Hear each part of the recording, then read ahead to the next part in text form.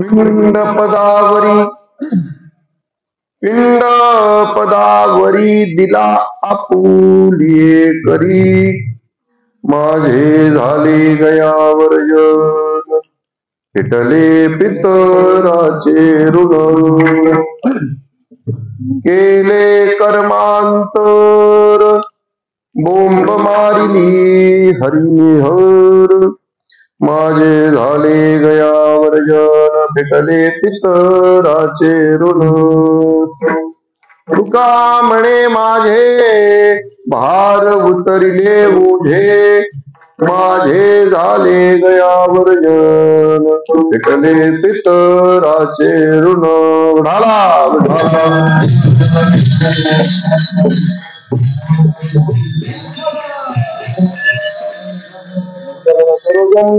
सांद्रनी लांबुदाभं जगननिहित पाणी मंडनं मंडनानां तरुण तुलसीमाला कंदरं गंजनेत्रं धवलहासं विठ्ठलं चिन्तयामि पांडुरंगा करू प्रथमना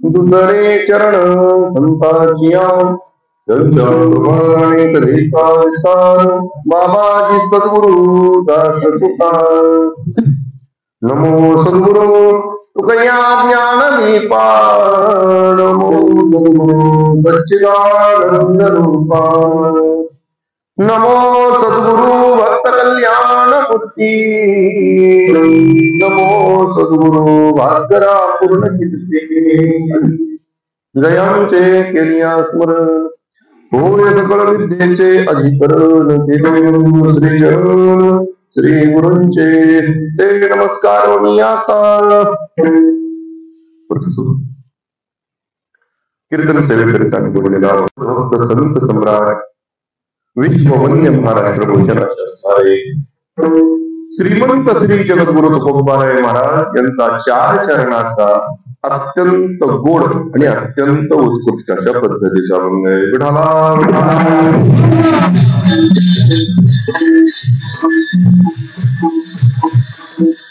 या अभंगातून जगद्गुरु तुकोबराय महाराज आपण आपल्या जीवनातून ज्यावेळेस जन्माला म्हणून येत असतो ते जन्माला आल्यानंतर जे काही ऋण आपल्यावरती असतात त्या ऋणातून उतराई होण्याकरिता आम्ही आमच्या जीवनामध्ये नेमकं काय केलं पाहिजे आणि काय केल्यानंतर त्या ऋणातून उतराई होतो, आपल्या वाडवडिलांच्या ऋणातून उतराई होण्याकरता आम्ही नेमकं काय केलं पाहिजे याचं उत्तम पद्धतीनं चिंतन आणि वर्णन या प्रस्तुत अभंगामध्ये महाराजांनी केलेलं आपल्याला पाहायला भेटतं. विठाला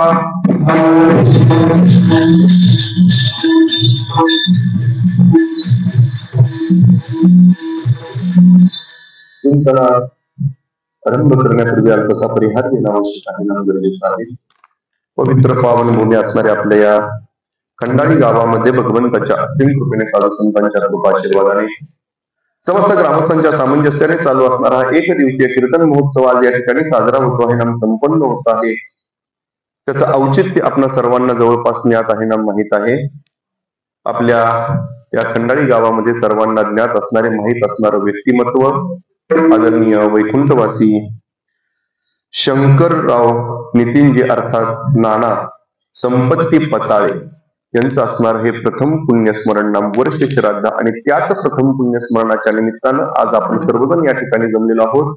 समस्त पताळे परिवार तसेच त्यांच्या कुटुंबातील त्यांचेच असणारे चिरंजीव आदरणीय सयाजी शंकरराव पताळे तसेच आदरणीय सूर्याजी शंकरजी पताळे या दोनही पुत्रांच्या विद्यमाने आणि समस्त पताळे परिवार व खंडाळीकर मंडळी या सर्वांच्याच आपल्या स्नेहबंधातून माझ्याकडे आलेल्याची ही कीर्तन सेवा. विठाला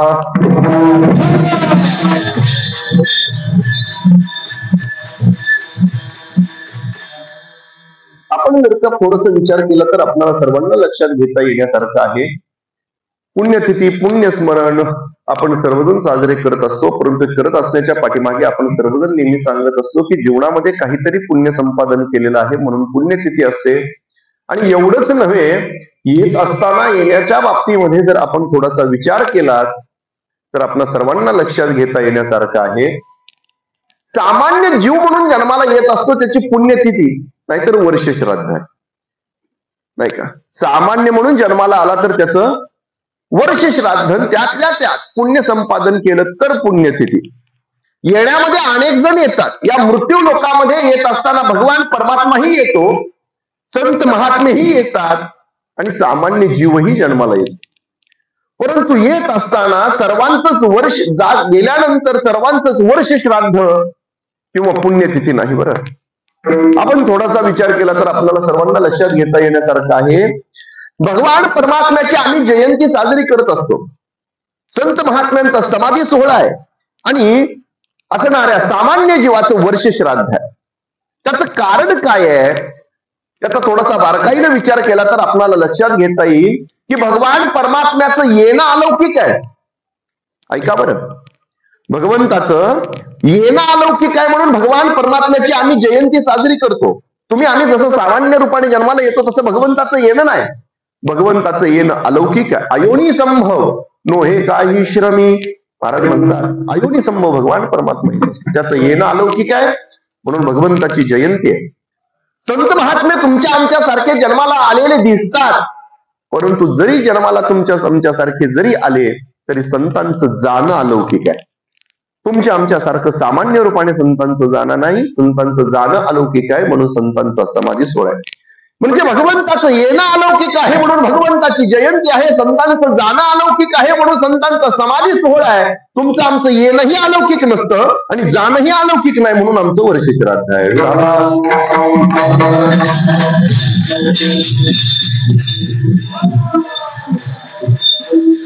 सामान्य रूपाने या ठिकाणी जन्माला आलो आणि आल्यानंतर जीवनामध्ये संसारिक जीवन जगत असताना थोडंफार काहीतरी पुण्य संपादन केलं, त्यांचा संचय केला तर मग आमची काय होते, पुण्यतिथी त्या निमित्ताने साजरी केली जात असते. आणि म्हणून त्या निमित्तानेच आपल्या या खंडाळी गावातील असणारे शंकरजी पताळे यांचा जर विचार केला तर काहीतरी पुण्य म्हणून असणारा हा पुण्यतिथी महोत्सव अर्थात एक दिवसीय कीर्तन रूपी महोत्सव या ठिकाणी संपन्न होतो आहे असं आपल्याला म्हणता येतं. त्या निमित्ताने अन्नदान असेल, त्या निमित्ताने ज्ञानदान घडत असेल, या सर्व गोष्टी या ठिकाणी त्या निमित्ताने घडतात. एवढंच सांगायचं म्हणजे आणखीन थोडंसं बोलायचं जर झालं त्या निमित्ताने का होईना या ठिकाणी भजन कीर्तन पूजन या ठिकाणी होत आहे आणि त्यामुळे आपल्याकडूनही सहजच घडलं जात आहे. कारण त्या निमित्ताने आज आपल्याकडून भगवंताचं नामचिंतन होतंय, संत महात्म्यांचं नामचिंतन घडतं आणि त्या योगाने आम्हालाही काय होत असतं, पुण्याची प्राप्ती होत असते. महाराज म्हणतात ना, पुण्यवंत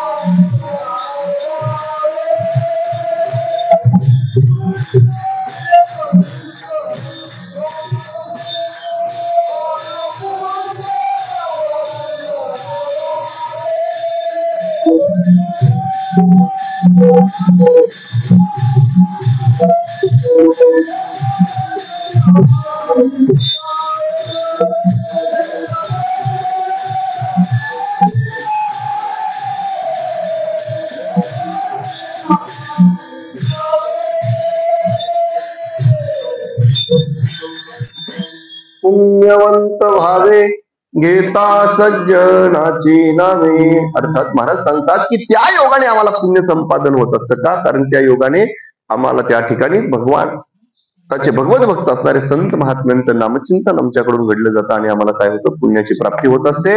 आणि म्हणून असणारी ही पुण्यतिथी अर्थात आहे. आपण जर विचार केला तर आणखीन आपल्याला बोलायचं जर झालं, वर्ष श्राद्ध पुण्यतिथी म्हणून आम्ही जे साजरी करत असतो ते बाबा केली पाहिजे का? बऱ्याच मंडळींचं म्हणणं येतं, महाराज ते सर्व करणं गरजेचंच असतं का, आवश्यक आहे का, नाही केलं तर चालणार नाही का बाबा? असं जर विचार केला तर निश्चितच वर्ष श्राद्ध हे जो काही विधी आहे तो आम्हाला केलाच पाहिजे. कारण श्राद्ध म्हणजे काय? श्रद्धेनं अंतःकरणपूर्वक जे केलं जातं त्याला काय म्हटलं जातं? श्राद्ध. श्रद्धापूर्वक अंतःकरणाने केलं तर निश्चित रूपाने ते त्यांना प्राप्त झाल्याशिवाय राहत नाही बाबा. परंतु त्या श्रद्धायुक्त अंतःकरणाने आम्ही केलं पाहिजे, हे महत्वाचं आहे. लक्षात घ्या, ज्या वेळेस पंडूराजा या लोकाचा त्याग करून जातात, गेल्यानंतर असणाऱ्या पंडूराजांना खाण्यापिण्याकरता म्हणून काहीच भेटत नाही. पांडव प्रतापामध्ये आलेली कथा आपल्या सर्वांना माहित असेल. त्यावेळेस त्यांना सेवन करण्याकरता काही भेटत नाही. नारद महर्षी ज्यावेळेस विचरण करण्याकरता जातात, ते जात असताना नारदजींना पंडूराजांची भेट होते आणि भेट झाल्यानंतर पंडूराजा म्हणजे पांडवांचे असणारे पिताजी, त्यावेळेस असणारे नारदजींना ते सांगतात की बाबा अशा अशा पद्धतीनं मी इथं आलो, परंतु माझ्या मुलांनी पिंड तर्पण विधी मात्र अजूनही केलेला नाही आणि त्यामुळे मला मात्र इथं काहीच भेटत नाही. तेव्हा आपण गेल्यानंतर पांडवांना सांगा की हे करायला. आणि मग नारदजी ज्यावेळेस मृत्यू लोकामध्ये येतात, पांडवांची आणि त्यांची भेट होते. ती भेट झाल्यानंतर सर्व घडलेला वृत्तांत नारदजी पांडवांना सांगतात आणि त्याच्यानंतर ज्यावेळेस ते पांडव असणारा तो विधी करतात, पिंड तर्पण विधी करतात आणि मग त्याच्यानंतर असणारे पंडूराजांना या सर्व गोष्टी प्राप्त होतात.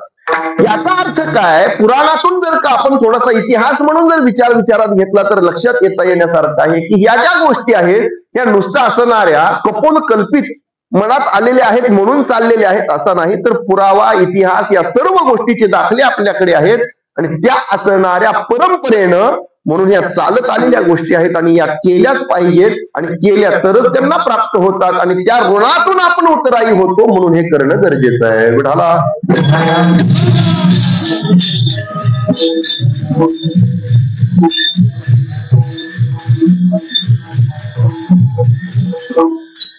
मनुष्य म्हणून आम्ही जन्माला येत असतो. जन्माला आल्यानंतर प्रत्येकाच्या जीवनामध्ये कोणत्या ना कोणत्या तरी पद्धतीचं काय असतं? ऋण आहे.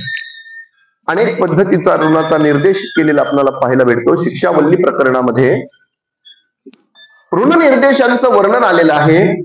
त्यातल्या त्यात थोडंसं पुढे जाऊन जर का बोलायचं झालं, स्वामी विवेकानंद तर असं म्हणतात की प्रत्येक मनुष्य जेव्हा जन्माला येतो तो जन्माला येतानाही ऋणामध्ये जन्माला येतो, जीवन जगतो तोही ऋणामध्ये जगतो, आणि ज्यावेळेस या लोकांचा त्याग करून जातो तोही ऋणामध्येच जातो. विढाला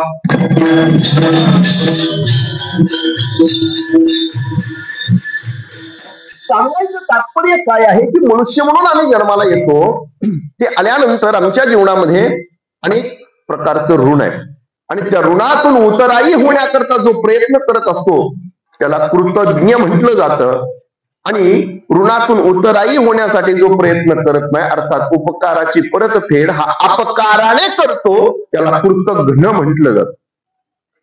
मग आपण कृतज्ञ होणं चांगलं का कृतघ्न होणं चांगलं? कृतज्ञ आणि कृतघ्न शब्द जवळजवळ सारखे आहेत, जवळजवळ सारखे दिसतात, परंतु दोन्हीतला अंतर विचारात घेतला तर फार मोठा फरक आहे. कृतज्ञ म्हणजे उपकाराची परतफेड हा उपकारानेच करतो त्याला कृतज्ञ म्हटलं जातं, आणि कृतघ्न म्हणजे उपकाराची परतफेड हा अपकाराने करतो. आपण जर लक्षात घेतलं तर लक्षात येईल कृतघ्नाचं जीवन काय आहे.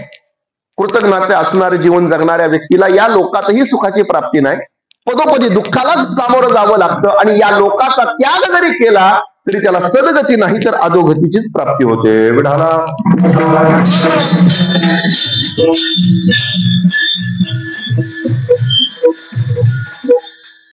जीवन हे चांगलं जीवन आहे असं म्हणता येत नाही. समाजामध्ये देखील आपण ज्यावेळेस फिरतो, एखाद्यावरती आपण उपकार करत असो आणि त्याने जर त्याची परतफेड अपकाराने केली, चांगलं वाटणारी गोष्ट आहे का?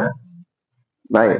अर्थात उपकाराची परतफेडी उपकाराने असावे, अपकाराने नसली पाहिजे. कृतज्ञतेचं जीवन नसलं पाहिजे.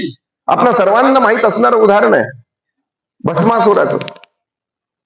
त्या भस्मासुराने भगवान शिवजींची आराधना केली, भगवान शिवजींना प्रसन्न करून घेतलं, आणि प्रसन्न झाल्यानंतर ज्यावेळेस वरदान देण्यासाठी तयार झाले, माग म्हटले, त्या भस्मासुराने म्हटलं काय, ज्याच्या डोक्यावरती हात ठेवावा तो भस्म होऊन जावा, हे असणारे सामर्थ्य त्याला प्राप्त झालं. परिणाम असा झाला, युद्धामध्ये असो किंवा कोठेही जरी एखाद्याचा द्वेष निर्माण झाला की नुसतं त्याच्या डोक्यावरती हात ठेवला की समोरचा असणारा जीव भस्म होऊन जायचा.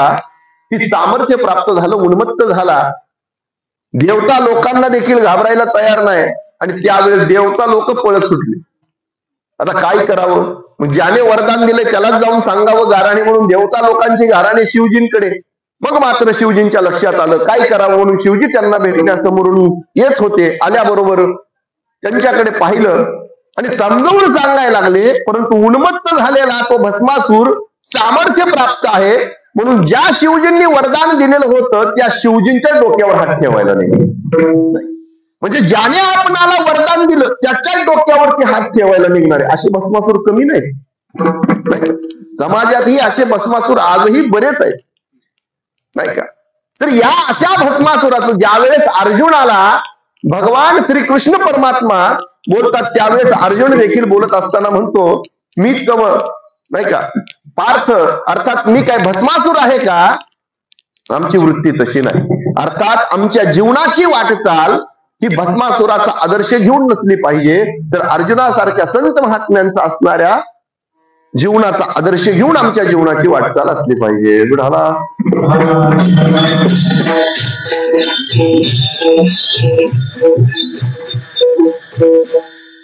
तरी मी काय भस्मासुर अर्जुन म्हणे. अर्जुन म्हणतो मी काय भस्मासूर आहे का? जिथून कृपा भेटलेली आहे तिथंच अपकार करावा असं आमचं जीवन नाही, अर्जुन म्हणतो. अर्थात आमच्या जीवनाची वाटचाल ही कृतज्ञतेची नसली पाहिजे, कृतज्ञतेची असली पाहिजे. कारण कृतज्ञ असणाऱ्या मंडळींच्या जीवनामध्ये सर्व दुःखच आहे, आणि जीवनातून जरी गेला तरी अधोगतीच आहे. एक पुराणामध्ये येणारी कथा आहे छोटीशी, आपल्याला माहित असेल. राजहंस नावाचा पक्षी, त्या राजहंसाचं एवढा अलौकिक राजहंस होता. सामान्य म्हणजे मनुष्य जशा पद्धतीने बोलतो त्या मनुष्य वाणीने बोलणारा राजहंस.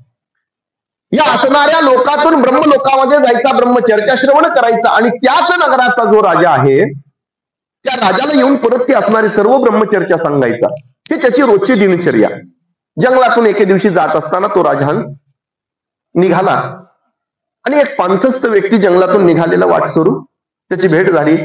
लक्षात आलं त्याला रस्ता भेटत नाही, काय करावं. तो असणारा राजहंस मनुष्यवाणीने बोलायला लागला, बाबा खाण्यापिण्यासाठी तुझ्याजवळ काही नाही का. तो म्हटला, नाही बाबा. मग या असणाऱ्या जंगलातील बाजूला इकडे फळबागा आहेत, तिथे तू जा, तुला खाण्याची व्यवस्था होईल. इकडच्या बाजूला पाणी पिण्यासाठी सरोवर आहे, तलाव आहे, तिथे जा, पाणी पिण्यासाठी भेटेल. आणि या दिशेने पुढे मार्गक्रमण कर, म्हणजे काय होईल, तुला योग्य पद्धतीनं पुढे जाता येईल. कारण इकडच्या बाजूला हिंस्र पशुपक्षी आहेत, या दिशेने जा, व्यवस्थित जाशील. सर्व मार्गदर्शन राजहंसाने केलं आणि पुढे राजहंस निघाला की इतक्यामध्ये त्या असणाऱ्या पांथस्थ व्यक्तीच्या अंतःकरणामध्ये दुर्बुद्धी सुचली आणि त्याने त्या राजहंसाला पकडलं आणि त्याला मारून टाकलं. बराच वेळ झाला राजहंस यायला तयार नाही, काय झालं असेल, कुठे असेल म्हणून ज्यावेळेस विचार करायला लागला, राजहंस मात्र असं होत नाही, वेळेवरती येतो, एवढा उशीर कधीच होत नाही, काय झालं असेल. राजाला त्या ठिकाणी वाट पाहून पाहून मनामध्ये शंका येऊ लागल्या. त्यावेळेस आपल्या असणाऱ्या सैन्यांना त्याने आदेश दिला की राजहंसाला शोधा. राजा बोले दल हाले. राजाने सांगितल्याबरोबर सर्व सैन्य त्याला शोधण्यासाठी निघालं. निघाल्याबरोबर सर्वजण त्या ठिकाणी फिरून आले आणि आल्याबरोबर मात्र सर्वजण म्हटले, राजेसाहेब राजहंस आम्हाला कुठेच भेटला नाही. परंतु एक मात्र त्यातले काही मंडळी आले आणि म्हटले, राजेसाहेब जंगलातून आम्ही निघालो, त्या ठिकाणी एका राजहंसाचे पंख पडलेले आम्हाला दिसले.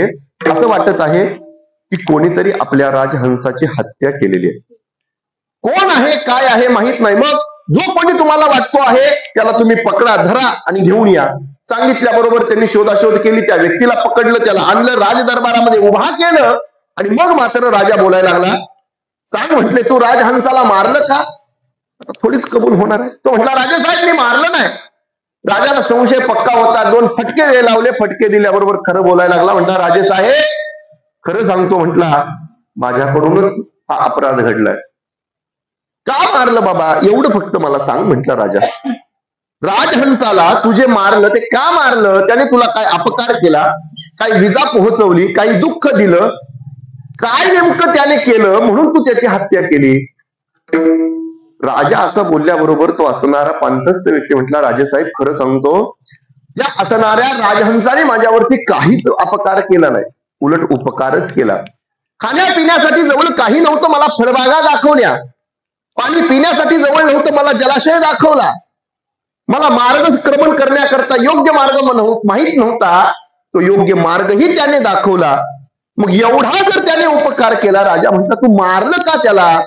राजेसाहेब खरं सांगतो, म्हटला रस्त्याने निघालेलो आहे, पुढे आपणाला जायचं आहे, खाण्यापिण्यासाठी जवळ काहीच नाही, मनामध्ये दुर्बुद्धी आली आणि जर आपण याला मारलं तर पुढे यालाच पोट भरण्यासाठी आपणाला उपयोगाला येईल अशी दुर्बुद्धी आली आणि त्याचं मांस उपयोगाला येईल म्हणून मी त्याची हत्या केली. म्हणजे बघितलं तरी एक पशु आहे, एक पक्षी आहे, काय होणार आहे त्याला मारल्याने, असा मनात विचार आला आणि मी त्याला मारलं.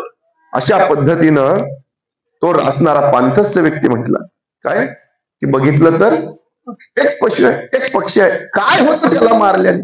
आजही बऱ्याच जणांना तसंच वाटतंय. बघितलं तरी एक कोंबडा आहे, नाही बघितलं तरी एक बकरा आहे, काय होतं त्याला मारल्याने, काय होतं त्याला मारल्याने हे आता आम्हाला वाटतं. पण जगद्गुरु तुकोबाराय महाराज आम्हाला सांगत असताना म्हणतात, मांस खाता हौस करी जोडोनी वैरी ठेविला.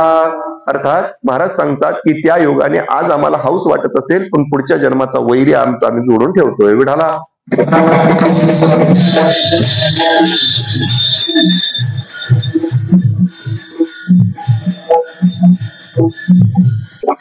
सांगायचं काय आहे की असणारा राजा त्यावेळेस असा ज्यावेळेस तो पांथस्थ व्यक्ती बोलला त्यावेळेस मात्र असणारा राजाला वाईट वाटलं. म्हटलं अरे त्याने तुझ्यावरती एवढे उपकार केले आणि तू त्याची हत्या केली म्हटला. आणि उपकार करणाऱ्याचा जर तो अशा पद्धतीने हत्या करत असेल, अपकार करत असेल तर त्याला जगण्याचा अधिकार नाही. म्हटले यालाही मारा, याच्याही शरीराचे तुकडे करा आणि जंगलातील हिंस्र पशुपक्ष्यांना खाण्यासाठी फेकून द्या म्हटले. राजाने बोलल्याबरोबर त्याला सैन्याने पकडलं, त्याला मारून टाकलं, त्याच्या शरीराचे तुकडे केले आणि हिंस्र पशुपक्ष्यांना खाण्याकरता जंगलात फेकून दिले. 4-5 दिवस झालं त्याला कोणी तोंड लावायला तयार नाही. दुर्गंध पसरला, राज दरबारापर्यंत वास यायला लागला. राजा म्हटला अरे एवढे दुर्गंध कशाचा आहे. ती मंडळी म्हटली, राजेसाहेब तुम्ही ज्याला मारून टाकायला सांगितलं होतं त्याच्याच असणाऱ्या शरीराचा दुर्गंध सुटलाय म्हटले. राजा म्हटला, अरे त्याला कोणी खाल्लं नाही. सर्वजण म्हटले, राजेसाहेब कोणी सुद्धा तोंड लावायला तयार नाही. एक काम करा म्हटले, सर्व मांस गोळा करा आणि पलीकडच्या जंगलामध्ये ब्रह्म राक्षस आहेत तिथे जाऊन त्यांना खाण्याकरता फेकून द्या. ते सर्व तुकडे गोळा मांसाचे केले, त्या पलीकडच्या जंगलामध्ये टाकून दिले. परंतु तरीही 4-5 दिवस झालं कोणी तोंड लावायला तयार नाही. राजाच्या मनामध्ये शंका आली, जे पशु पक्षी जिवंत माणसाला सोडायला तयार नाहीत, मेलेल्या असणारं मांस तिथे पडलेलं आहे, तरीही तोंड लावायला तयार नाही. ब्रह्म राक्षस तोंड लावायला तयार नाहीत. नेमका प्रकार काय? त्यावेळेस पंडित ज्ञानी महात्म्यांना त्यांनी बोलवलं, विचारपूस केली आणि सांगितलं असा असा प्रकार घडला, नेमकं कारण काय? त्यावेळेस त्यांनी विचारलं, बाबा याला जे मारून तुम्ही टाकलं त्याचं कारण आधी मला सांगा. ते म्हटले, काय नाही, असा असा प्रकार घडला आणि त्याने उपकार करणाऱ्यावरती अपकार केला म्हणून आम्ही त्याला मारून या ठिकाणी फेकलेला आहे. त्यावेळेस ती पंडित मंडळी म्हटली, बरोबर आहे. म्हटले त्याचं कारणच हे आहे, कारण उपकार करणाऱ्यावरती अपकार करणारी जी लोक असतात त्यांच्या ठिकाणी एवढी पाप येऊन शरीरामध्ये बसतात की त्याला राक्षसी तोंड लावायला तयार नाही.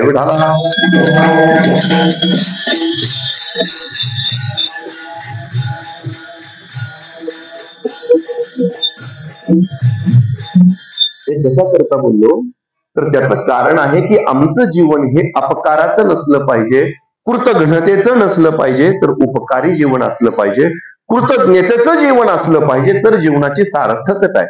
लक्षात घ्या. तर कुठेतरी आम्हाला योग्य पद्धतीनं मार्गक्रमण करतो आहे असं म्हणायला हरकत नाही. कारण उपकारी जीवन आम्ही जर जगलो तर आम्हाला पदोपदी मान सन्मान सुखाची तर प्राप्ती आहे, परंतु या लोकातून जरी आम्ही गेलो तरी देखील आम्ही कीर्ती रूपाने महाराज म्हणतात शिल्लकच आहे. गेले दिगंबर ईश्वर